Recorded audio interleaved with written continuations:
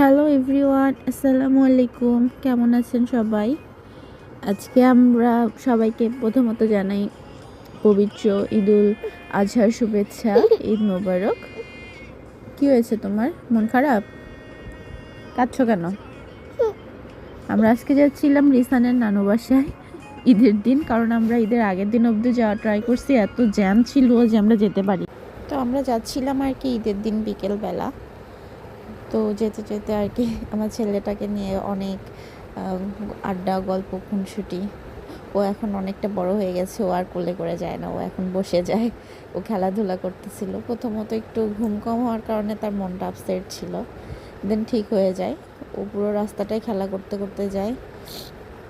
আমরা এখন যাচ্ছিলাম ঢাকা টু রাজশাহী হাইওয়েতে। দেখুন তাকে, সে দাঁড়িয়ে বসে মানে পুরো জার্নিটা এনজয় করতে করতে যায়। তার খেলাধুলার মধ্যেই সে থাকে বেশিরভাগ সময়টাই, এবং সে প্রচণ্ড দুষ্টুমি করে। এর মাঝেও আবার বসে বসে একটু আমার ফোনটার লক খোলার খুব ট্রাই করছিল। যাই হোক, আপ্রাণ চেষ্টা করার পরেও সে পারল না। এই মধ্যেই হঠাৎ করে বৃষ্টি চলে আসে, ওয়েদারটা আরও সুন্দর হয়ে যায়। ঈদের দিন বিকালে বৃষ্টি অনেক ভালো লাগে। যাই হোক, এভাবে আমরা চলে যাই বাসায়। ভালো থাকি।